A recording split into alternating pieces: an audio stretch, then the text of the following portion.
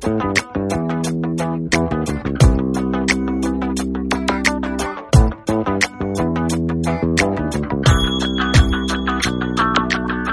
to the show, everyone. My name is Pete Wright, and I'm here with Dane Christensen.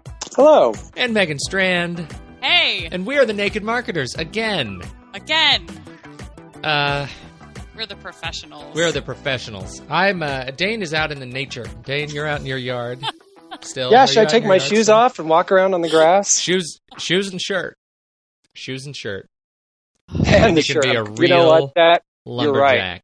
Thanks for the reminder. Mm-hmm. Men without shirts. Men without shirts. Definitely where we're going. That's right. And we are doing this part of the show a second time. And so if it sounds curt and to the point, that's because it's well rehearsed. Because I lost it the first time. That's what happens when you're a pro. I literally lost it. And so to Megan and Dane, I'm so sorry. And now we love you. On to our well-rehearsed news portion of the show. Oh, wait, we have a great interview coming up. We have Jana Taylor from Benevity. Where did you find this, Jana Taylor? You know what? It's an interesting story. The CEO of Benevity actually left a comment on my blog, and I was interested and checked them out and ended up doing an interview with him. And I've been watching what they've been doing over the past several months ever since. So they've just been getting a lot of great media attention, and I thought she'd be a great guest. You know, where is that blog again? My blog? Yeah, it's a good My post. blog? People should go read it. It is a good post. It's at encouraged.com. Well, it's a good post because it's primarily Brian DeLawtonville talking. It's not really me writing. So. Well, it is a good post, and it's a good backgrounder on on this guest that we have coming up. So go read it. It's like homework. Before the show. And so now on to the news. I want to hear Dane talk about this first story. What is the first story? Megan, what is the first story? Sure. Yeah, give me the names of the companies. Yeah. Okay, so Interflora is suing Marks and are you taking notes in the grass? is suing Marks and Spencer over their choice of Google AdWords keywords, because essentially what Marks and Spencer Flowers Online has done is chosen Interflora as one of their keywords and paid arguably probably a lot of money to appear very high up in the ranking. So anytime somebody Googles Interflora, M&S Flowers Online pops up right underneath Interflora, and this has made Interflora mad, and they're suing Marks and Spencer. So I think it's very interesting because most of us have used Google AdWords at one time or another. So here's a lawsuit. There have been previous lawsuits that have not gotten anywhere in a similar vein, but Interflora is arguing that because it can be confusing. M&S, Marks and Spencer could be confused as one of their official partners. That is why they're suing. Well, official partners and you know, yeah, and loss of business as a result of that confusion, right? I mean, that's the real crux of it. That's what they have to prove in order to go anywhere with this. I think they have to prove that it impinges upon their trademark rights. Right, but that's the bottom line. I mean, they're not going to be able to go anywhere with a case, right, in court if they can't prove actual damages. Right. Yeah. Okay. Dane, what do you think? Why do we I don't care? know. Why I don't have an opinion. This? Just kidding. No, this is. It actually just really aggravates me. Here's the thing. If you're looking for a company and you think, well, I need either that company or I need one of their official distributors because I need a product from that company and I trust that company or I trust their brand, or I don't even know what these guys carry or do. But anyway, if you end up on, if so the one company has paid good money to be ranked number one on the advertising side of the results, which are not real search results, they're advertisements. And people click that site and say, no, not what I'm looking for. Well, that's money lost by the competitor. So, you know, really, so sad. I think it's really common practice, and maybe people don't know this, or I don't know. It's just very, very common practice for companies. We're talking about ganging AdWords, right? For me, and this is why I always buy advertising, buy my Google AdWords for Strike 10 Media. Strike 10 Media, because I want my name to come up next to Dane Christensen's search results. Well, and my name, and yeah. It has cachet. And that's money you're spending. So if you want to spend your money that way, if it helps you, then if it helps you, then shame on me for not being more competitive and doing the same thing, or competing in a better way, or having a website that shows up higher in the natural search results for that term, which is the place it should be showing up, right?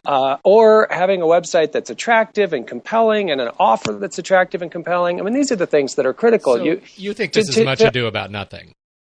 Well, it is and it isn't, because it's not without precedent, and people have tried to argue that the name of their company, is a brand and is protected as a trademark, and therefore you could not use that in as a search term. But wow! Not only is it it's just not clear. So, right? I mean, it's a lawsuit for a reason, and we'll see what happens. But it's not the first time. People have not in the past ever won these kinds of arguments. States have attempted legislation along these lines and have been advised by legal counsel, I believe in every case, to abandon that pursuit because of the potential for lots of legal battles that would be very costly. And of course, the endless bank account of Google would fight it as far as they need to fight it. They're obviously probably not fighting. They're not suing Google. No, because nobody's suing Google. Nobody's suing Google, but Google gets involved. Yeah, well, in this case, Google is, they're on the record from the last time when they actually were sued. User interest is best served by maximizing the choice of keywords. Our guiding principle has always been that advertising should benefit users. That's... But there's a lot being said there.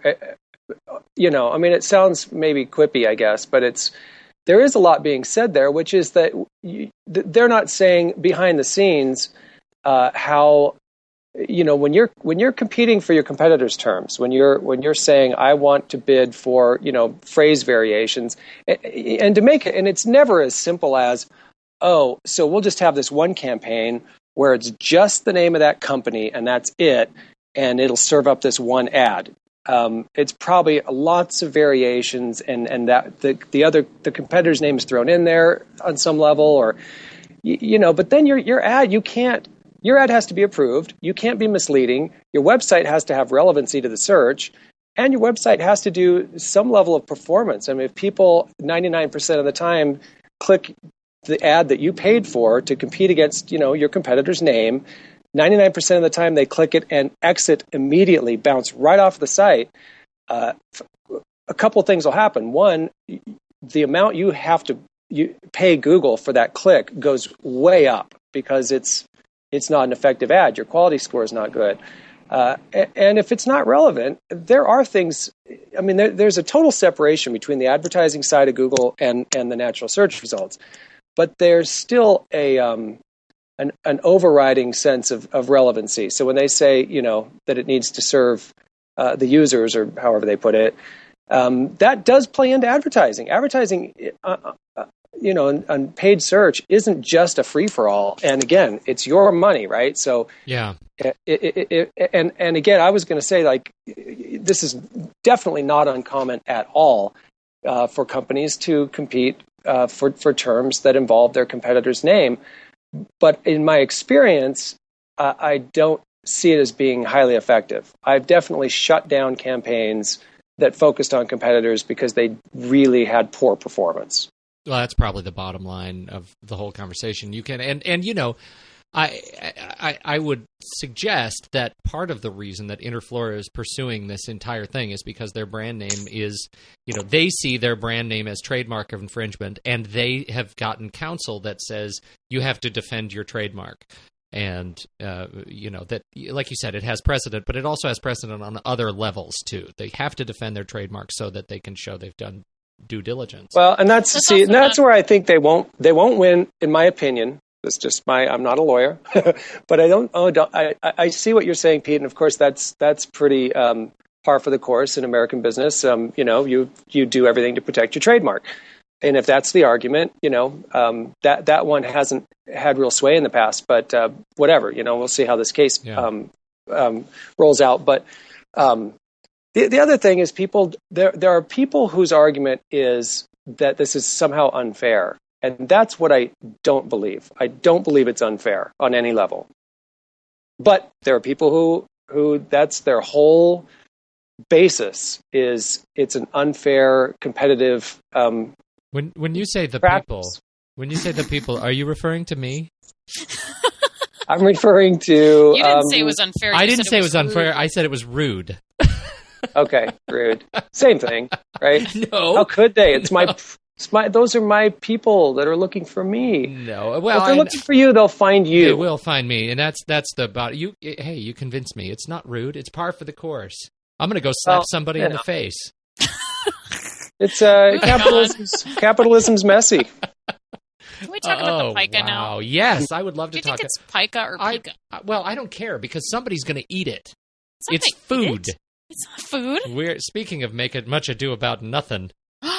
This is a great campaign. I don't know what you're talking about. Tell me why. So why should I care? So here is a great, fabulous new campaign that allows you as a consumer to check in via Foursquare at a billboard. Okay, That's so get brilliant. this. Get this. Earth Justice is a nonprofit environmental law firm. And in San Francisco, they've put up this series of billboards that's essentially a campaign to save the endangered Pika, which is this cute little furry thing. We have a picture of it. It's not food. We have a picture of it on our show notes. Anyway, so when you see one of these billboards, the message on the billboard is essentially to check in via Foursquare, and when you do, a $10 donation will be given to save the Pika or whatever this animal is called. And it's a private donation they've leveraged on the back end of, I think it's $50,000. But so anyway, you check in and you unlock a $10 donation to protect this little cute little fuzzy thing. So the reason this is brilliant is not only is it helping this cute little fuzzy animal, it is also giving I don't know who actually owns the outdoor billboards. I don't know if they are privy to this data, but it gives Earth Justice at the very minimum some great marketing data about which billboards are pulling. It's tying an action to an actual billboard so they can see which billboards and which locations are performing better and which are generating most activity. And I love it. I think it's great. I think it's also brilliant. I think because for a while I was the mayor on Foursquare of the Ross Island Bridge, which ends up being fairly useless because there is no marketing there. This billboard, but that's your little game. There's data. No. I mean, this adds a whole new layer to of data and analysis that you can now segment individual campaigns much more effectively. Well, outdoor brand campaigns much more effectively by actual activity. I think that's brilliant. Yeah, I do too. So in addition to feeding Pete's fame whorishness, where is this going? I know. I need a clarification. Is there more than one location of this one billboard? There are 3. Yes. Okay, great. Yeah, I looked over that the first time around. So fabulous. I mean, in this case, they're testing. I assume a test of this one campaign, and they're going to get information on which locations seem to serve.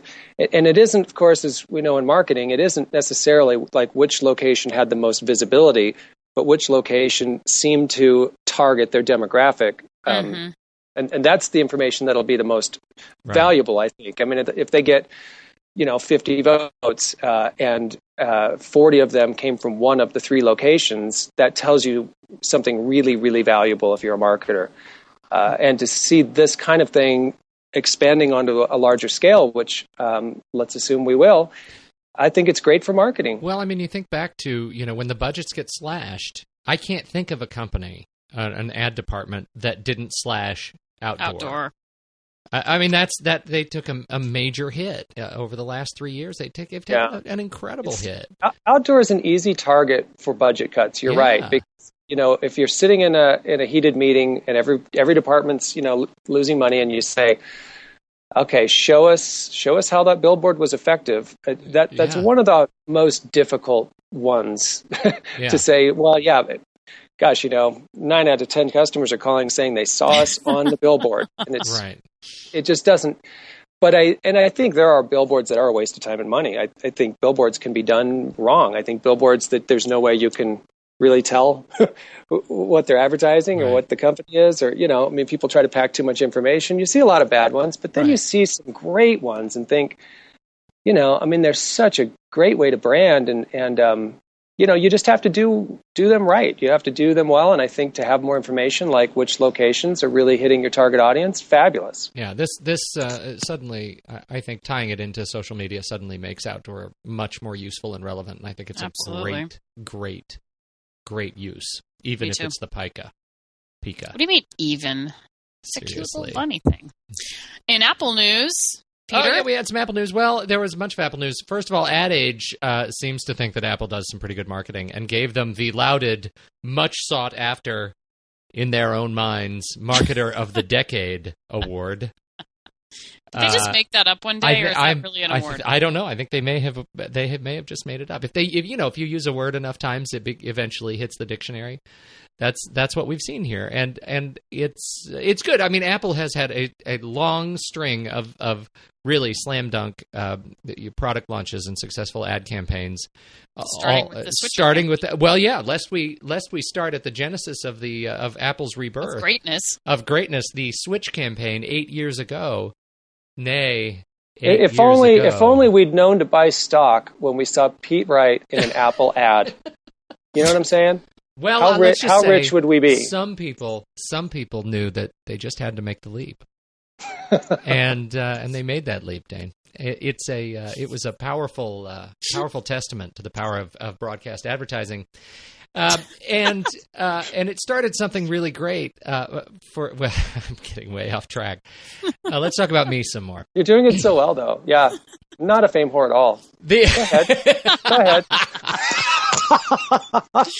The real story is what happened yesterday. They had the Back to the Mac event down at Cupertino in the town hall on the Apple campus, and they announced a whole bunch of things. And there are some that are actually relevant to marketing and, in particular, distribution. They made a bunch of hardware manufacturers angry about releasing a laptop without a typical cylindrical rotating hard drive. Yeah, it's really thin. You should go get one because it's pretty fancy. But they announced the new version of their operating system, Lion. It's a very fancy Lion. Lots of good things in there. You should look at that too if you're into Apple stuff. But then they announced in 90 days they're opening the App Store for the Mac. So Apple software, you'll be able to go launch this app download the app, launch it on your computer, and buy software just like you can now through the App Store for the iPad and iPhone. Well, clearly the App Store model has been a resounding success for iOS.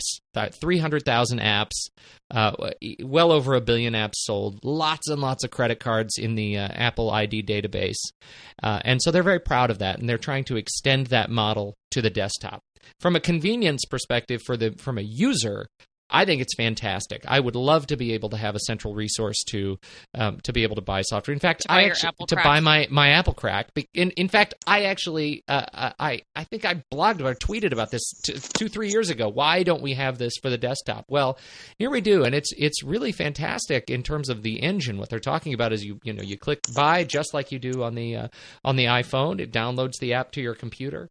It feeds you updates as your software is updated, so it keeps all of your third-party software up to date. There's real incentive as a user to buy your software through this platform. Now, the flip side of that is, as a developer, especially a small software house, there is also suddenly incentive to be in that store and to abide by the brand new set of rules and regulations that Apple has imposed on what it takes to be in that store. You can't develop with certain code platforms. You can't have certain content. They're really kind of putting their thumb down on what you can and cannot have in your software. Yes, unlike the iPhone, you can still buy software from outside of the App Store on the Mac. But from a developer's perspective, does it make sense to really pursue being in the App Store?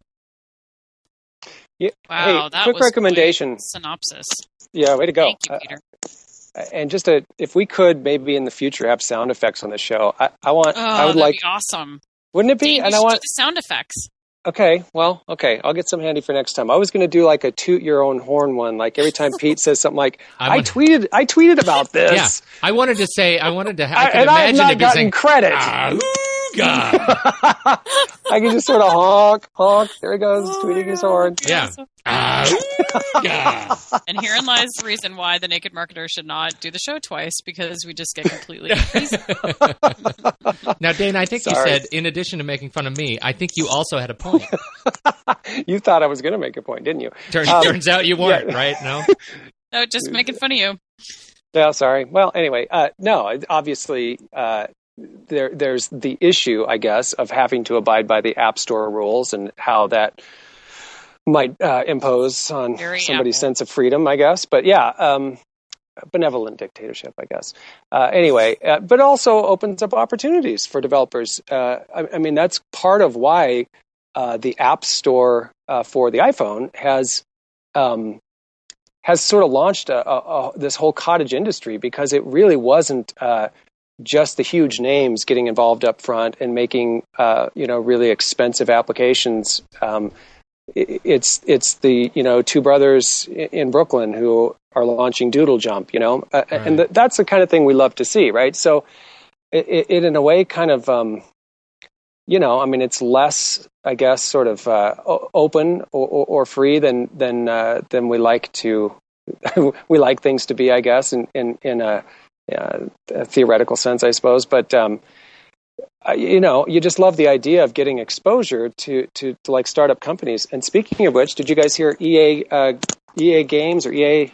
What is it? EA Games just bought the publisher for Angry Birds. Yes, and I mean that I was just thinking that very story. I mean, here's a company that, or here's a couple of developers who put a lot of sweat into Angry Birds, built a game company out of it, released the second crack addictive game, Cut the Rope. If you haven't gotten Cut the Rope, ooh, a new one. It is.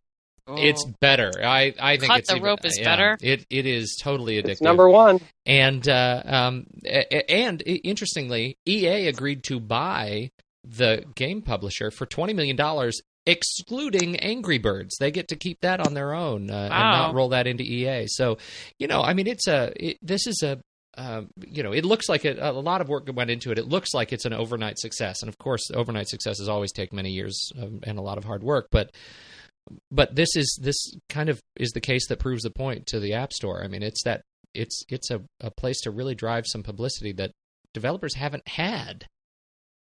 It's an open. I mean, for now, anyway, there's a lot of room for competition, and it might be interesting to see if the App Store on the Mac for desktop software creates more companies and creates more opportunities, and I would assume that it would. Yeah, I think it's good, and I think we should. What is the name? We had one more thing to talk about. Starbucks. Oh yeah, this is the best thing ever, except for it's not. So, NPR did a story about Starbucks and how they recently have undertaken a customer survey and were surprised to hear that their consumers thought their coffee was just average compared to competitors. Now, I personally find this hilarious because I'm surprised that they're surprised, because everybody knows Starbucks is on every corner. Their coffee's fine, but it's not good. I mean, it's not great. It's okay. But, what they're doing to mitigate this, surprising fact is asking their baristas to slow down and not make 29 cups of coffee at once, but only make 2 cups of coffee at once. So yeah, and that's actually not being sarcastic either. That's starting next month. Just to be clear, it's for listeners who may have made it this far. They actually have been instructed to only make 2 cups of coffee at once. That is fascinating. But I don't know how effective that's going to be. No, well, you've got a venti thing. You've got a venti. I get too much foam. I know I should. I don't even know what I should. Do you say Starbucks has totally conditioned venti, me. light foam? No, I should now though. I should say that light foam. I order my 20-ounce drink and I get 16 ounces of coffee and 4 ounces of white cloud foam loveliness, and that's not. And you've been thinking that's their way of boosting profit margins. Yeah, maybe it is. Maybe it's a same store sales gag.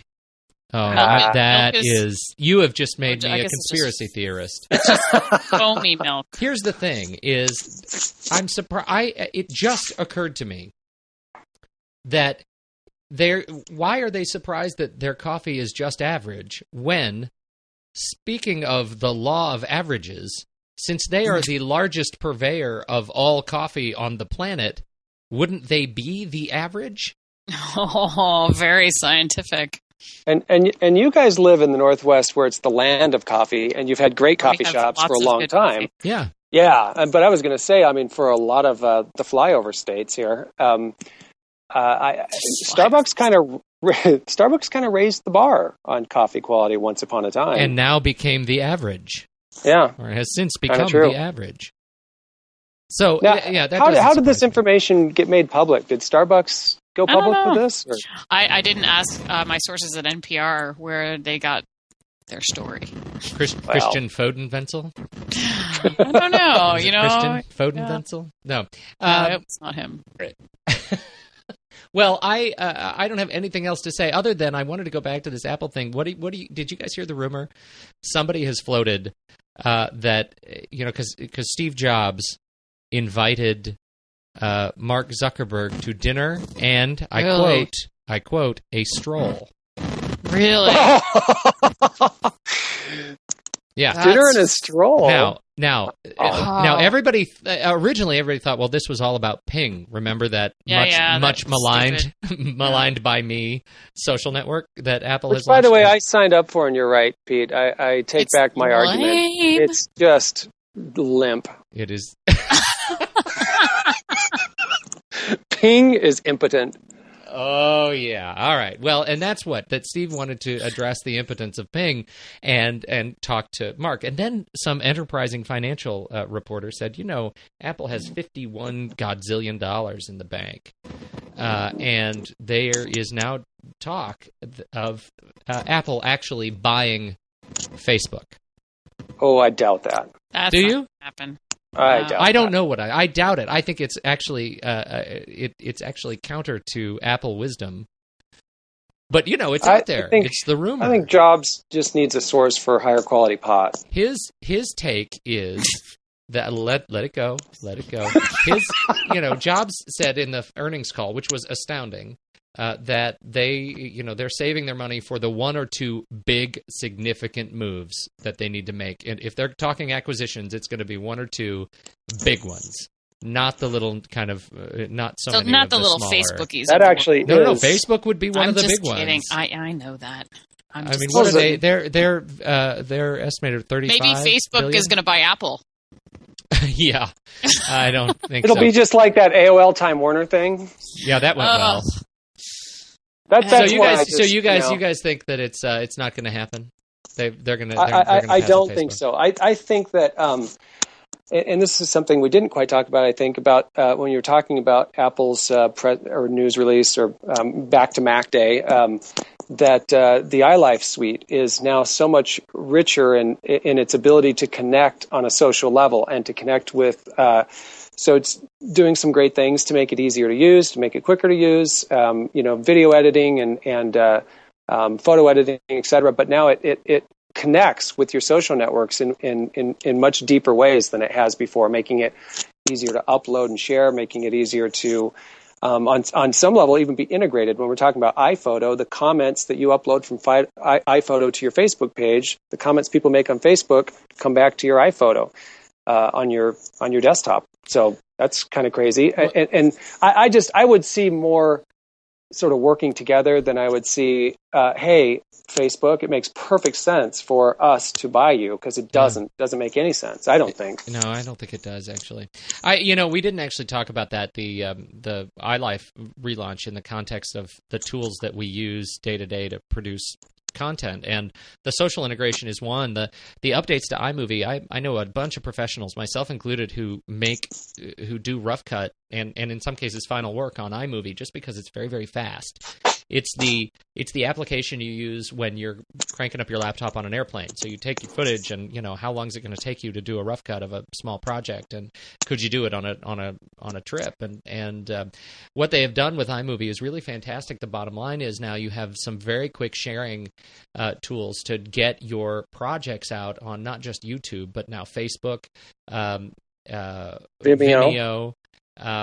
What were the other ones? CNN, iReporter, so you could upload your press related media to CNN. That is the one of these things is not like the other one kind of moment. I think it's really interesting that one's part of the suite, and great. I think it's great. I think we're going to see so much more media, professional grade media taken or professionally placed media that's taken with an iPhone.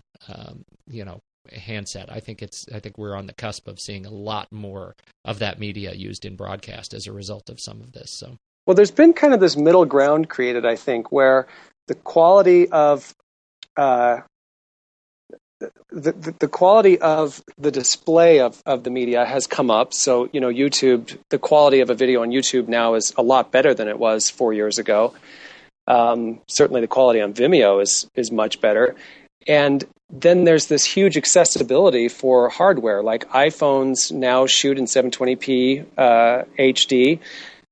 So I guess instead of all really high-end software and hardware and getting better and better and better, which it has, I see this sort of middle ground where there's kind of this point we've hit, I think, where a company isn't going to be really afraid of a video that is shot on a phone and uploaded through YouTube because it might not look that bad. Right. Whereas once upon a time it would have looked horrible and nobody would have wanted anything that their branding portrayed that way.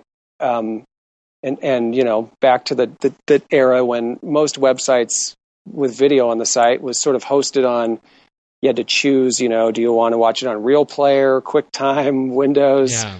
Windows Media. I'm so annoying, and this one isn't loaded, and I don't have access to load programs, and it's so crazy. But you know what I mean? We're kind of at that point where, and I guess we're maybe just getting started, right? But the thing that you carry in your pocket shoots pretty good quality video, and your ability to upload it from right there at the event to a cloud-based solution like YouTube or Facebook to share it.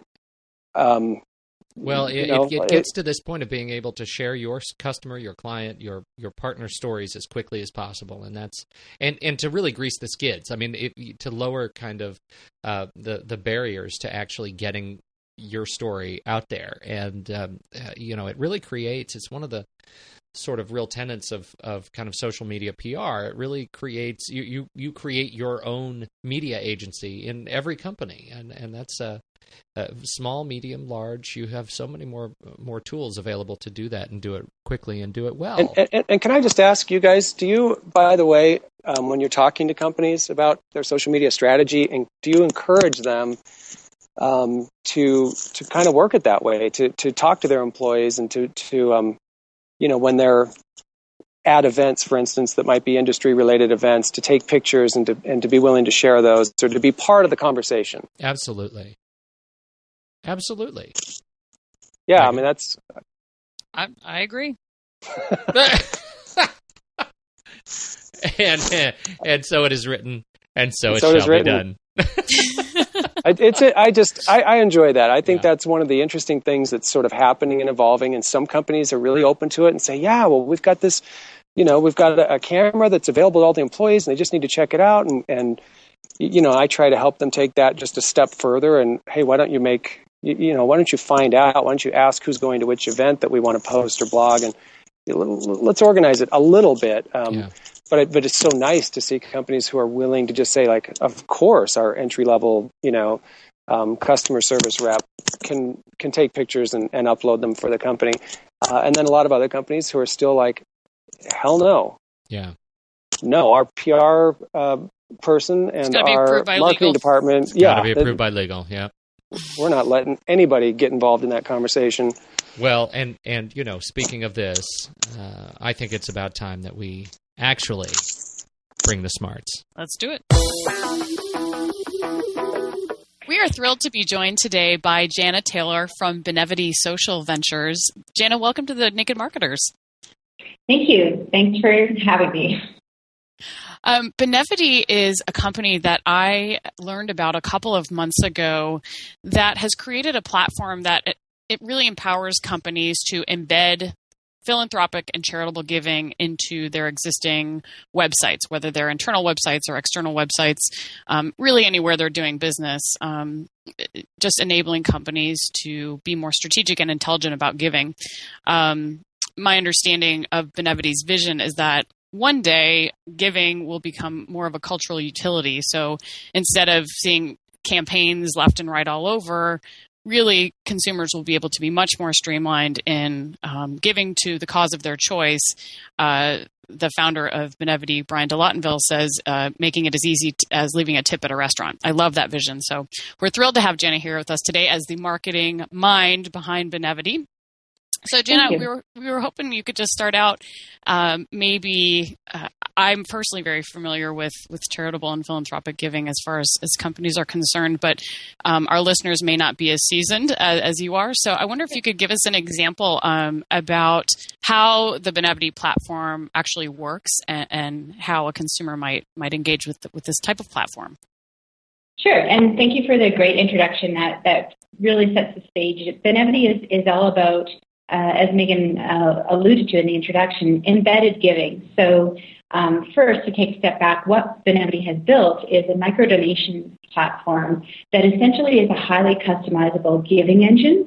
So businesses of all shapes and sizes can use Benevity to embed optional user-directed, meaning that their end users, their customers and employees are able to choose embed that type of open choice giving into any business transaction that's happening. So really the idea is all these business transactions are occurring every day. Let's build giving into them, and let's give companies an easy way to build optional giving in. And the question that always comes up is why? And that might be something to touch on for a minute. And really it's to cause marketing has been shown and increasingly is shown to be one way, not the only way. It's not a silver bullet, but it is one way for companies to engage their employees and their customers in giving and create a connection that's more values-based.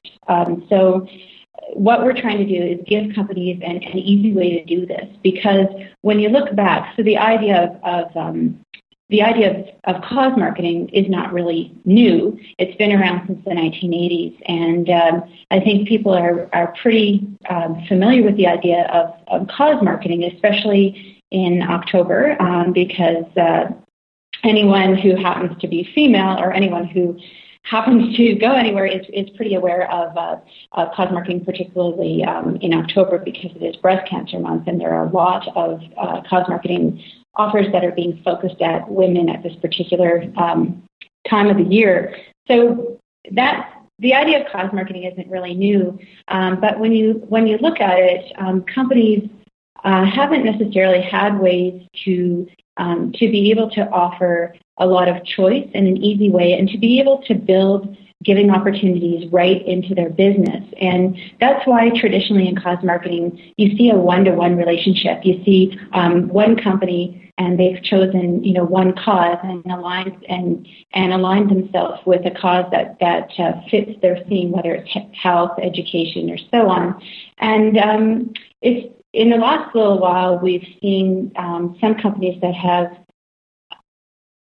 tried to use social media. So a great example is Target and their Bullseye campaign and their Super Love campaigns, as well as Chase Manhattan Bank and their community giving program. And really what's happening is people are saying, hey, social media is all about two-way interaction, so how can we bring that into cause marketing and get people involved? And what's interesting is that it's still those initiatives are definitely, they're not so new anymore, but a couple of years ago they were very new, and they were all about trying to increase engagement and get people involved.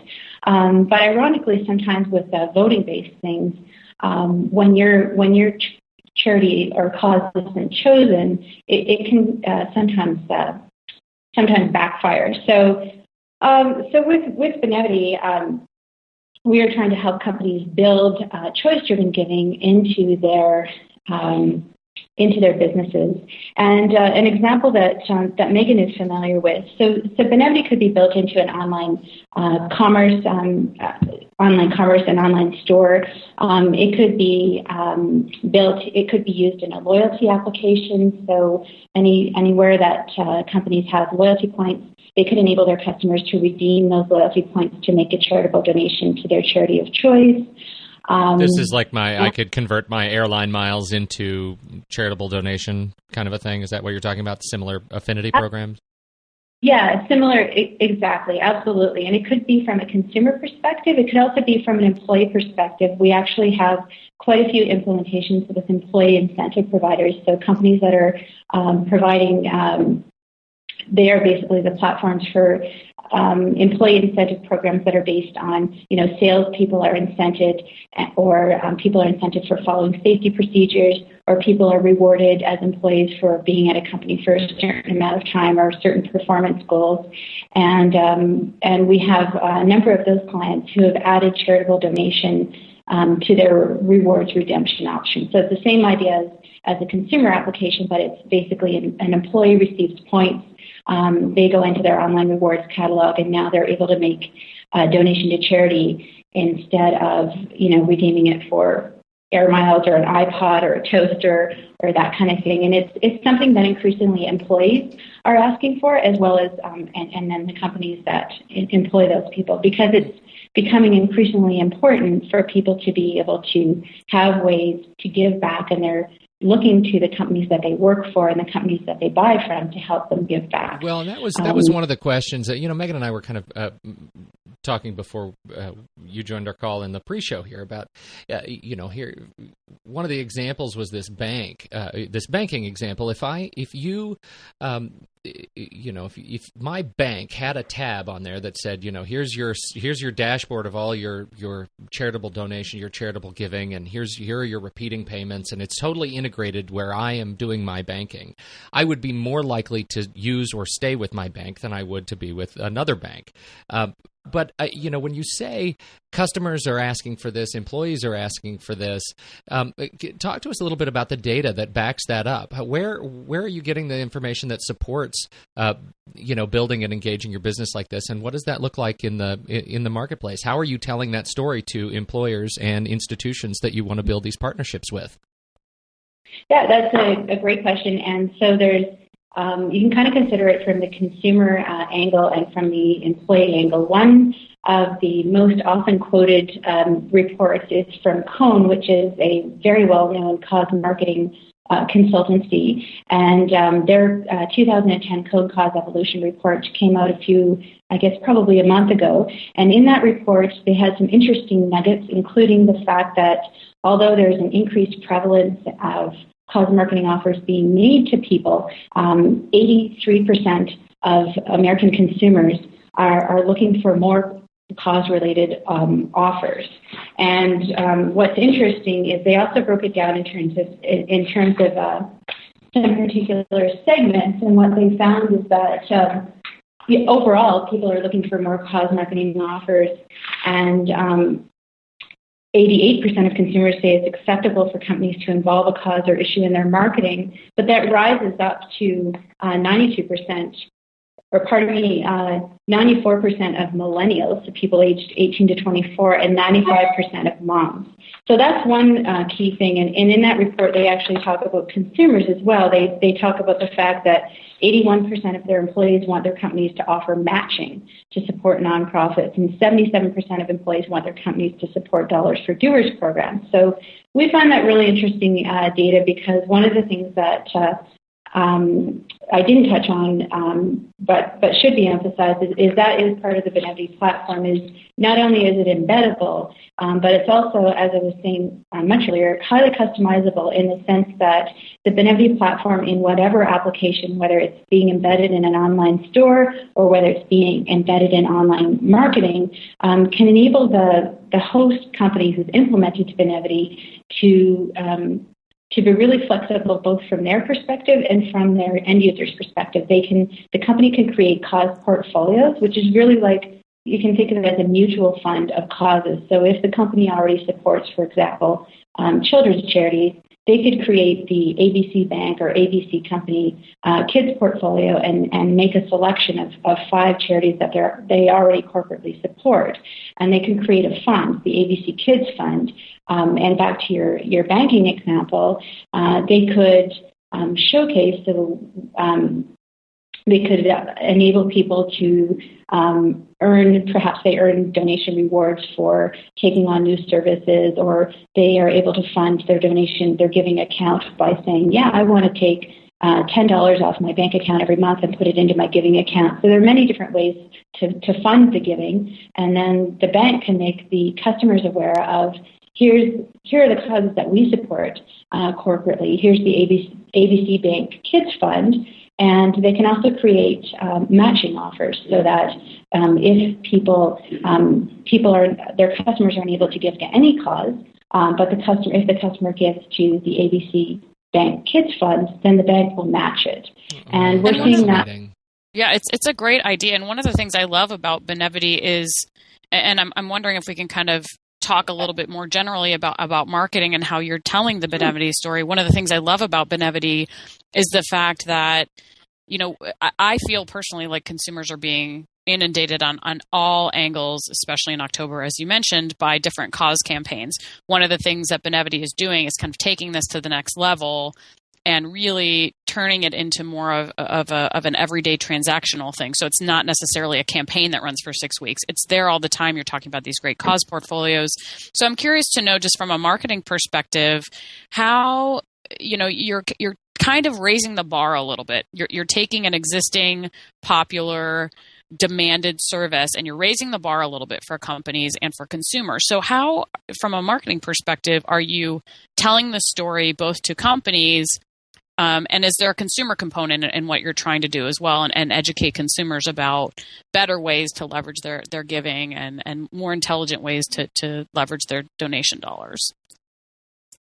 Sure. So kind of in terms of how we're marketing, we're basically taking a multifaceted approach. So one approach is we are being highly targeted in terms of selecting companies that we think are good targets to try and approach. And so we are trying to approach companies that have some type of demonstrated commitment to social responsibility and have a focus on this, because there is a growth, and luckily for us and society at large, fortunately that group of companies are growing.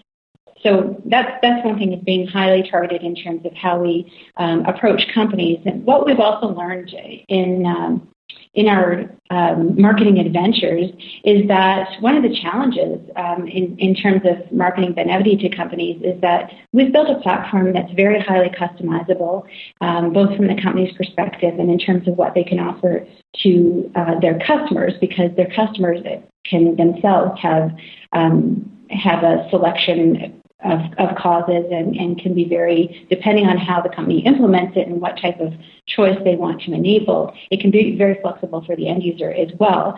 And one of the challenges is, because Benevity can be embedded into any transaction, it's sometimes tough to approach a company and say, hey, here's this great idea, and really we could use it to be the back end for any initiative that has charitable giving as its as an element of it. And that's really challenging because it opens up the universe to be very, very large. And so one thing that we found is, in addition to us being highly targeted in terms of the companies that we approach, we've also tried to be more highly targeted in terms of what we propose to a particular company. So I guess that's another way to say that, is developing more customized pitches. Mm-hmm. Yeah, I'm interested in what that looks like. What does a customized pitch look like, and how do you really zero in on what that is? And the only reason, what keeps coming back in my mind is Petco. It's my pet store down the street. I go buy my cat food and rat food, and that's where we shop. And I can't remember, because rats are awesome, by the way. Let's get that on the table. I can't remember the last time I didn't round up. at the point of sale. They always have that thing. Do you want to round up and leave your change to spade and neuter your pets? I always round up. I think to myself, who wouldn't round up? I'd like to meet that person and figure out why they don't round up. So this sort of, but that seems like such a broad, I take that back. It's a very narrow focus. They have a very focused relationship with the organization, and that's how that works. But how do you take that to the next level and really help organizations focus on what makes the most sense to communicate to their users?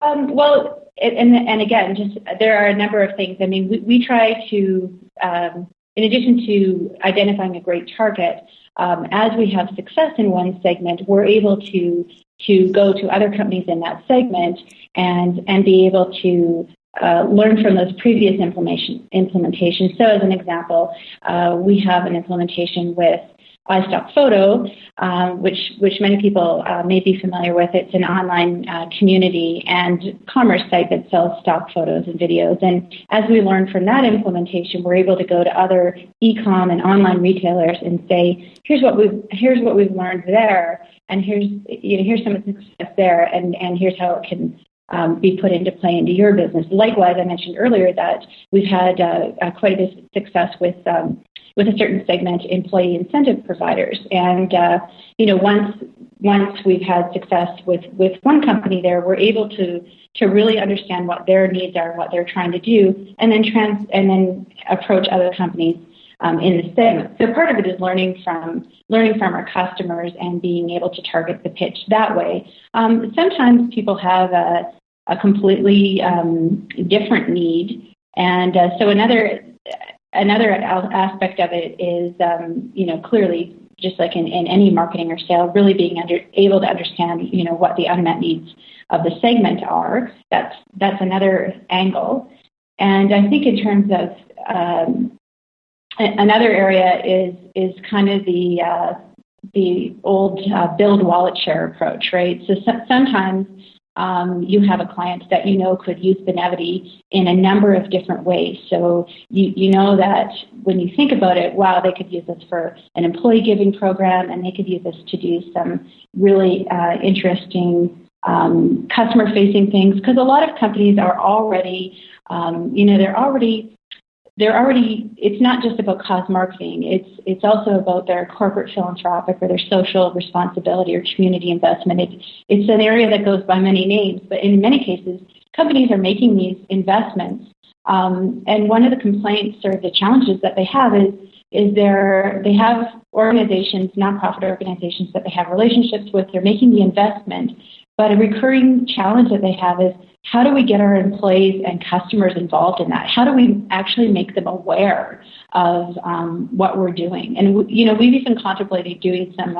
We haven't done it, but doing guerrilla marketing, for targets that we're trying to approach. We've contemplated, doing surveying known customers and saying, hey, do you know if company X donates to or contributes, supports charities?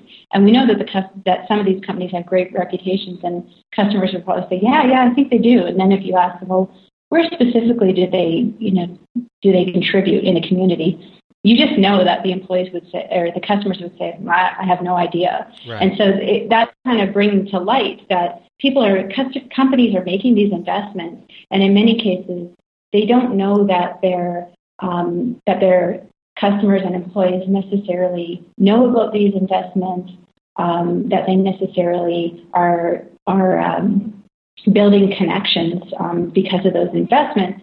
And the companies are saying to us, yeah, we're looking for a way to get employees and customers involved. And we see, for example, matching as a way to do that. So any company that is making a contribution to a nonprofit organization, instead of writing a check or sponsoring something and contributing $200,000 or whatever the amount is, you could build in matching, and you could only make the investment when your customers and employees make that investment too, and you're connecting with them, and you're showcasing that you care as a company. And we were kind of having a discussion internally the other day, and we were thinking of it almost as an analogy pay-per-click advertising, right? It kind of, people said, hey, instead of, paying for an ad, you could do pay-per-click, and you only pay when somebody actually clicks on your ad. Well, matching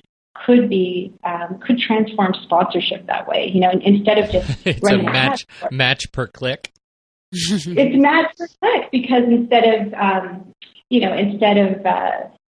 writing that check, you're basically saying, I'm going to take the same amount. I'm just going to take that X dollars out of the budget, and I'm going to put it into a new initiative that allows my employees and customers and anyone else to get involved. And then and I'm only going to pay when it's matched. So and that's something that really resonates. I was talking to some prospective clients the other day, and they really liked that idea, the idea of being able to, whether it's in a loyalty example. So in addition to allowing their customers to take loyalty points and make a donation to charity, they can also make those employees aware of the charities that they're supporting by having a matching offer, by saying, hey, if you donate to our charities, we'll match it. What's so great about that, it really gets, coming from a big company background, one of the things that I sort of remember is that we had so much trouble getting employees to volunteer for their own retirement plan. Right? Yeah. They either they just don't understand it, they don't understand the implications, they're not aware. If people aren't aware of their own retirement money, how do you get them over the hump to start giving sort of reflexively to charitable campaigns? They're not even giving to themselves. And so that this sort of concept gets over that. Well, and also I think Jana brings up an interesting point, and it's ironically something we discussed with a guest last week about, Benevity has this great vision at the end of the road. They want people to be able to give to causes, transactionally, just really simply, in companies they're already doing business with. But there is this kind of baby step process, both with your customers and with consumers, to get them to that point. So you may have this great vision of, like, at the end of the day, this is what it needs to look like.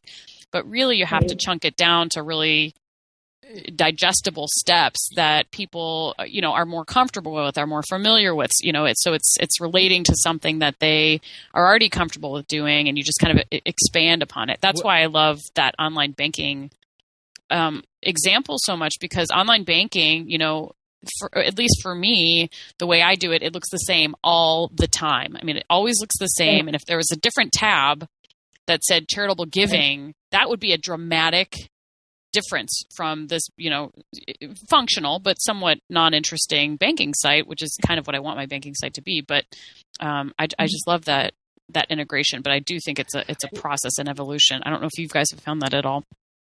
Oh, yeah, we absolutely have, and that's where I was going with that last one. I thought is, because it's a platform that can be built into any transaction, it could be used for all these,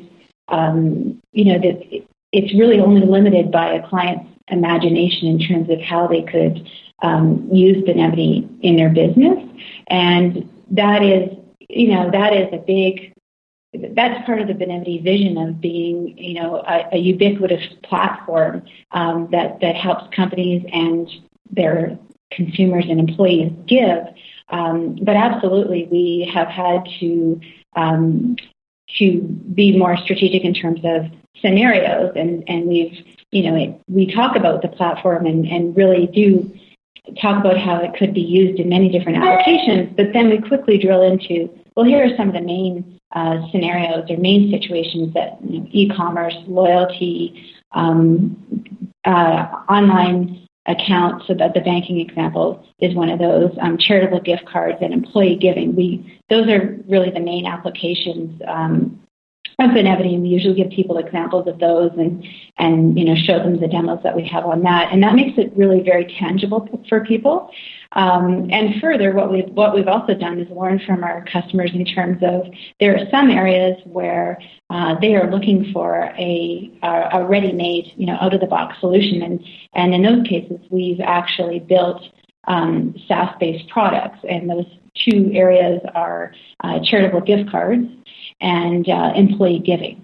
And that's 100% customer and prospect feedback, where they're saying, in many cases it's a matter of resourcing, because the Benevity platform can be integrated into any business transaction. And really, what companies are saying to us is that's great, especially if it's a customer-facing initiative that they're likely to say, yes, let's use the Benevity platform and embed it in our business, and we'll get our technical resources to incorporate that. And then sometimes they're looking for a solution. For example, employee giving. That there was an area where people said, we love the idea, and we love the idea of having corporate portfolios. We love the idea of being able to do matching in an automated way. We love the idea of giving our employees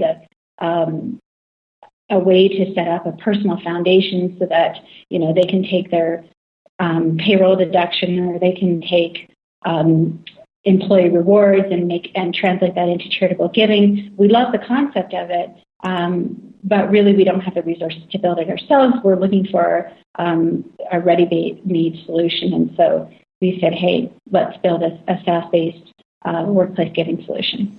So there's an it's a great example. It's a wonderful example. Now, you guys, as a platform, you don't have a direct customer or a direct consumer application, right? I mean, there's no, you don't have a dashboard where I can go in and set up my own charitable giving. It has to be through one of your partners, right?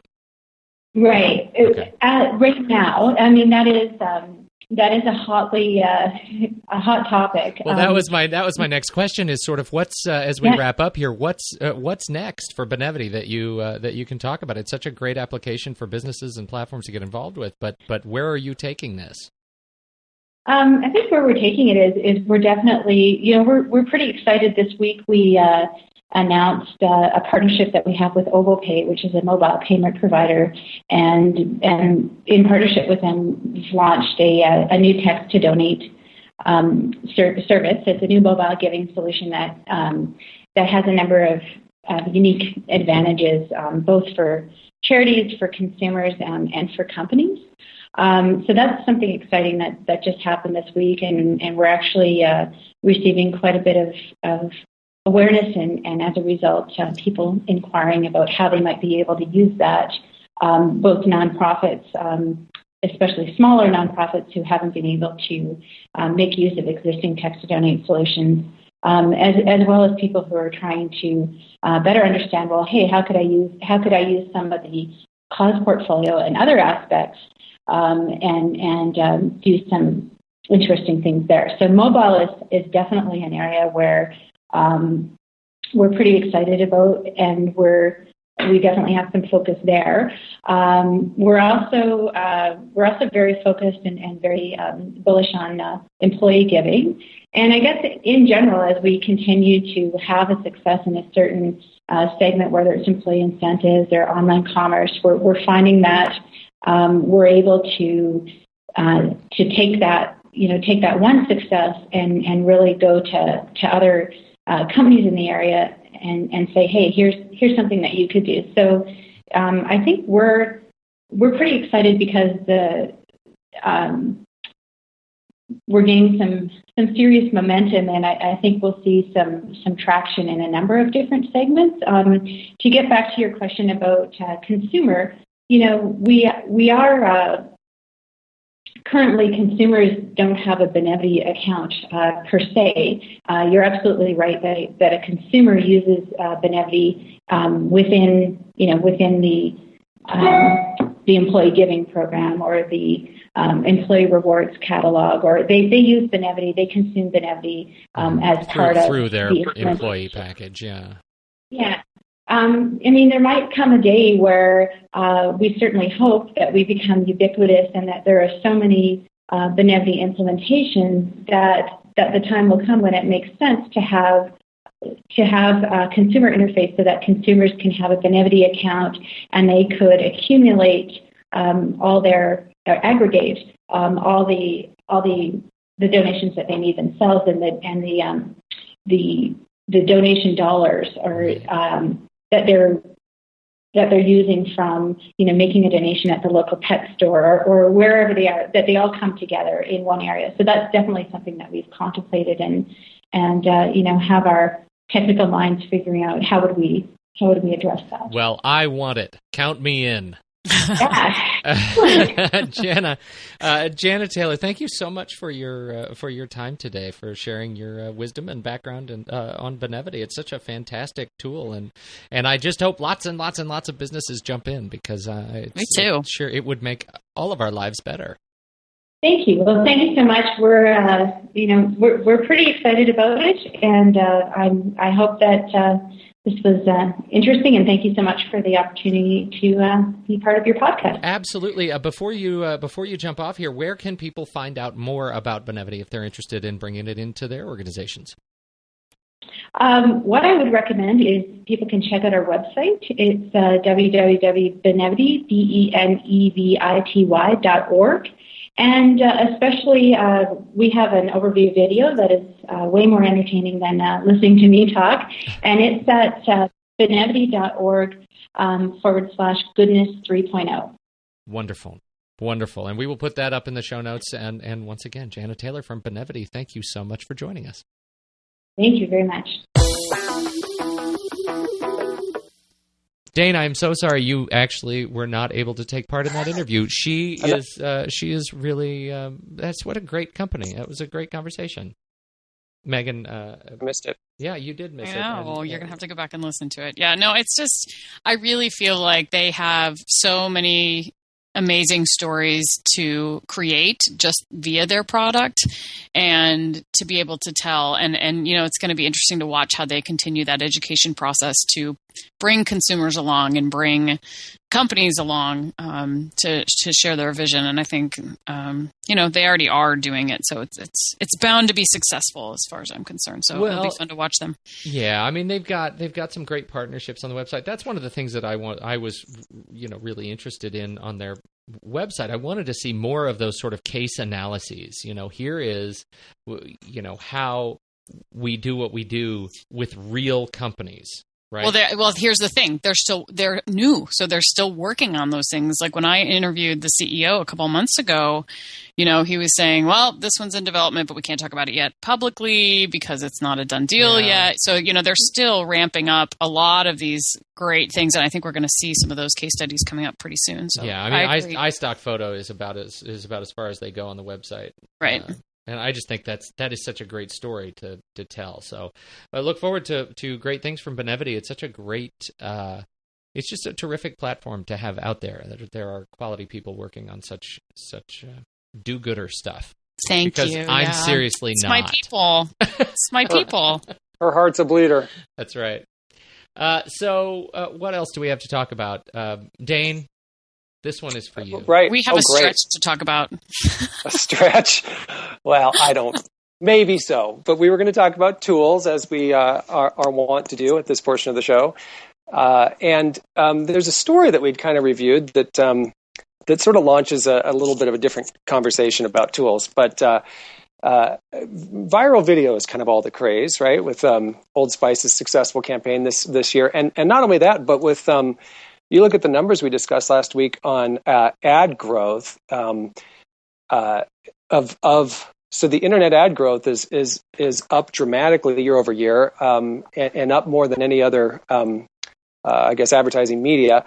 But within internet marketing or internet advertised spending, the portion that's up the most is video. Very interesting. So what does that mean exactly? And where are people putting their video dollars online?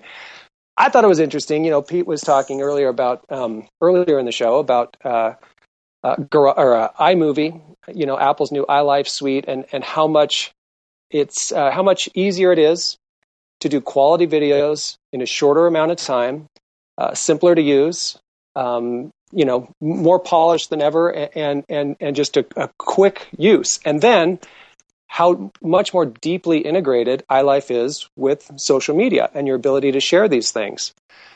And I just think at some point,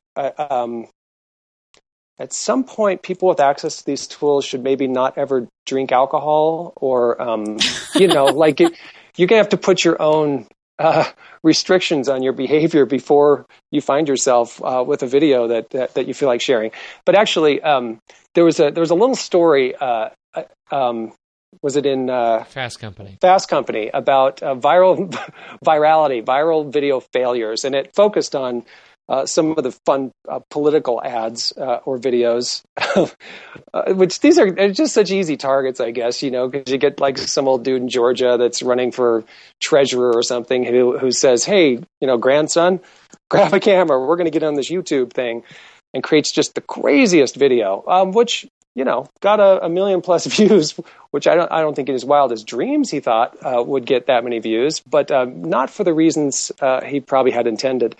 So social media, there we are with old people again. Social media in the hands of old people. It is. Well, I mean, this is a tricky thing. Dude, you're going to be in trouble. One of those things. Hey, I'm an old guy. I feel like I can say something being old like I am. I'm a century old. Come on. Right. This is one of those things that I think is, it's such a great tool to have at your fingertips to be able to create your message and get it out there right away. And the link here is it's so brilliant when the result of that is the demon in sheep's clothing ad and some just hysterical Christine O'Donnell ad is just priceless. So we've got this link in the show notes, and you should go watch it because they're great non-examples. If you want to be a social media star, you should make videos like these. If you want to run for office, maybe you should not. Maybe you should be real careful. Yeah, careful. I mean, with your use of the tool. The good news is, almost any company can create a commercial now, right? Yeah. And get it out there. The bad news is almost anybody can create a commercial now and get it out there. Yeah. And the truth is, I really want to do more of this for clients. I want clients, and I want to create viral videos for them. It's something I haven't done yet, but man, I really. Yeah, you could be missing the boat. I'm missing the boat, man. I mean, I see the quality of some of this stuff, and I just think, I want to do that. Clearly, the market is big. I want to do, local commercials that air only after 11 p.m. And I want to do, viral video for like the local plumber, for instance, stuff like that. Have you seen we need to wrap it up, but have you seen the video, the furniture? Love it. Video, yeah. Yes. I drink beer and I hunt small animals. I like long walks in the park, and we both love furniture. One of my favorites. It's local. I think it's localcommercials.com. It is probably that one. Anyway, anyway, enough out of me. So think Dane, about that. Where can people find you if they want to find out your after 11 o'clock advertising? Yeah. Can I just say I'm so relieved to be able to inform you that you can find me on strike10media.com. Oh, that's finally up. My site was down for a couple of days. Oh, Peter did that. Well, I sent a lot of traffic with my I was going to say keywords. with haunted Google AdWords. Yeah. Ouch. Oh, right. Strike10media.com, and that's it. Yeah. Can I tell a funny quick story, though, that's relevant? Yes. I just got to say this, since we're talking about targeting each other with Facebook AdWords.